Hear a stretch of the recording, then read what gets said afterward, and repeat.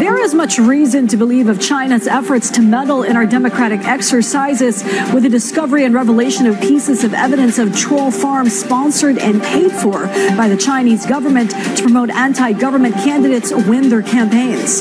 Senate Majority Floor Leader Francis Tolentino, who is seeking re-election today, bared a homegrown company in cahoots with the Chinese embassy out on a smear campaign against certain candidates, as our Daniel Manalastas reports.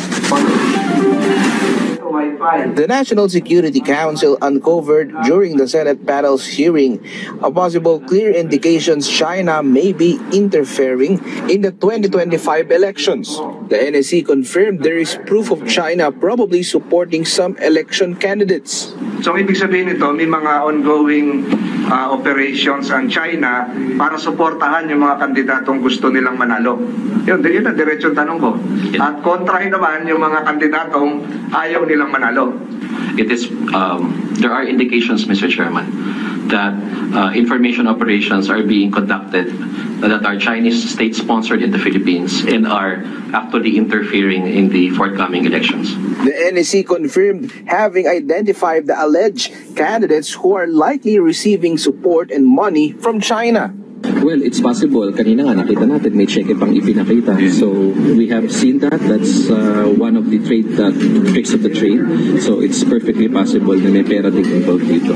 Aside from this, the NSC also revealed information about local proxies, or what they described as individuals who amplify and echo China's narratives. Mostly influencers. Some of them are here. Some of them are based in China. Nag-aaral doon. They are on a scholarship there in China. So fully paid by the Chinese state. But they continue to operate. Alam nyo naman ang social media. You can be in another country and yet do your thing here. Pero Pinoy. Pinoy. Yes, they're Filipino citizens, but they are doing this at the behest of the PRC. For example, the Balikatan exercises are happening right now. So you will see narratives coming from Beijing that the Balikatan exercises is a threat to regional peace and stability. And you'll also hear that kind of statement coming from local proxies who follow the script coming from Beijing. Senator Francis Tolentino meanwhile bared a possible link between the Chinese embassy and alleged troll farms, as he revealed a certain corporation in the Philippines which has a deal with the Chinese embassy in the Philippines. These troll farms are believed to attack individuals and discrediting them. Makikita nyo po ito na nagbayad ang embassy ng China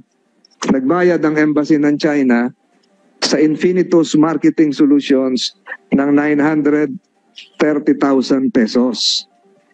Ang Bank of China for the activities mentioned in the contract, in the service contract. So ito ay nagpapatunay na itong checking ito dated 2023 ay for services rendered doon sa contract ng Infinitus, which is a Filipino registered. Ito pong kontrata at kabayarang ito ay pagyurak sa dignidad ng mga Pilipino.